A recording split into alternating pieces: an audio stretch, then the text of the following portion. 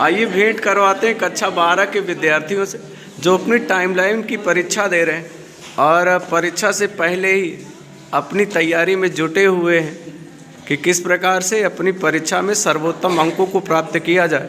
सर्वोत्तम अंकों के साथ साथ अपनी ज़िले में भी मेरिट बनाई जाए और ज़िले में क्या, ज़िले के बाहर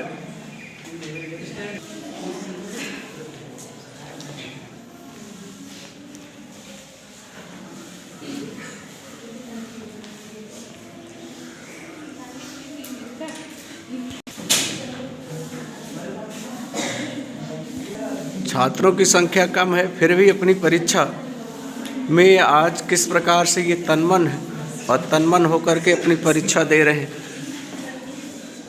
आइए, यदि आपसे ये कहा जाए कि किन प्रश्नों के ये आंसर दे रहे हैं, इन प्रश्नों के आंसर भी आपको यदि दिखाया जाए कि आज इन्हें, ये इनका पहला प्रश्न है 599 ईसा पूर्व और 58 ईसा पूर्व, 563 ईसा पूर्व, 483 ईसा पूर्व, 375 ईसा पूर्व, 320 और 319 ईसा पूर्व, 78 ईस्वी, 185 ईसा पूर्व, 305 ईसा पूर्व, 322 और 321 ईसा पूर्व और 326 और 25 ईसा पूर्व, 533 ईसा पूर्व, 600 से 550 ईसा पूर्व, 606 ईसा पूर्व, 550 ईसा पूर्व और 555 ईसा पूर्व, 570 ईस्वी और 72 ईसा पूर्व। ये अब इनके इम्पॉर्टेंट बताए गए थे और इम्पॉर्टेंट प्रश्नों की सूची को ही ये तैयार कर रहे थे। और अब देखना है इन्होंने इतने प्रश्न हल किए हैं, कितने प्रश्न इनके सही होते हैं। ये आप भी अपने कमेंट में बताइएगा कि इन्होंने किन प्रश्नों को छोड़ा है और उसके सही आंसर क्या होंगे। आइए दूसरे बच्चे का भी दिखाते हैं कि उसने क्या हल किया है और उसके कितने प्रश्न सही होते हैं। ये इन्होंने इन प्रश्नों के आंसर ये लिखे हैं। अब आपको बताने हैं कि इन्होंने आंसर अपने सही लिखे हैं या आंसर में कोई त्रुटि की है। अब जैसे इन्होंने लिखा है 600 और 550 ईसा पूर्व, जो कि उपनिषदों का समय था, इन्होंने छोड़ दिया है।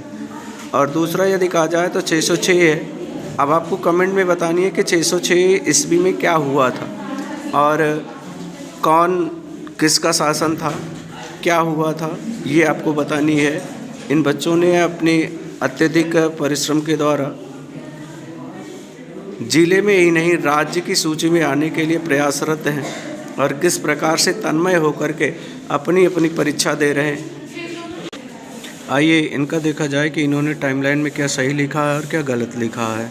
तो आप ये देख सकते हैं कि इन बच्चों ने किस प्रकार से अपनी तैयारी की है और समस्त जितने भी प्रश्न थे सभी प्रश्नों के आंसर इन्होंने लिखे हैं। और यदि आप देखें तो इनके प्रश्नों में केवल 17 प्रश्न ही दिए गए थे, जो कि इनके सबके सब सही दिख रहे हैं। अभी चेक नहीं किए गए हैं कि कौन से इनके सही हैं और कौन से इनके गलत हैं। फिर भी आपको बताना है कि इनके कौन से प्रश्न सही हैं और कौन से गलत हुए हैं।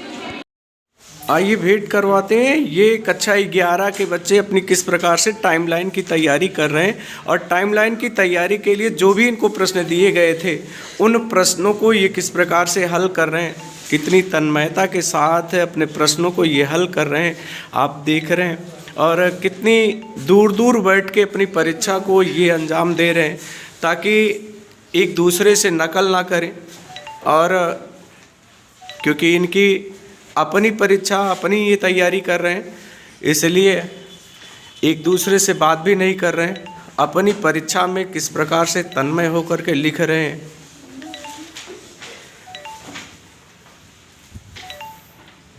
अब आपको बतानी है कि इनके कौन कौन से प्रश्न सही हैं और कितने प्रश्नों को इन्होंने हल किया है, ये आपको दिखानी है।